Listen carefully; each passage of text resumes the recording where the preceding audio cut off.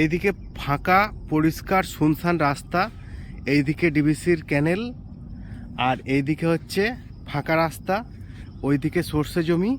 আর সর্ষে জমির পাশে যে মধ্যিখানে যে জায়গাটা ফাঁকা পড়ে আছে বাঁধের গাছে গায়ে কিছু কুল গাছ আছে। আর সেই কুল গাছগুলোর মধ্যে কিছু কচি কচি কুল ধরেছে। এই যে তোমাদেরকে দেখাই, দেখো, দেখেছো কত সুন্দর কুল গাছগুলো, দেখো কুল ধরেছে। এই একটা কুল, এই একটা কুল। তো জমি দেখতে এসেছি, ভাবলাম এখান থেকে একটা কুল খাই। তবে কুল খেতে আসার আগে খুব সাবধান পায়ের দিকে, কারণ এই সব জঙ্গলে সাপের উৎপাত খুব বেশি, বিশেষ করে বোড়া সাপ এর ভেতরে ঢুকে বসে থাকে। তাই খুব সাবধান। আমি এই পরিষ্কার জায়গা থেকে দাঁড়িয়েছিলাম রাস্তার ধারে, বেশি ভেতরে ঢুকিনি।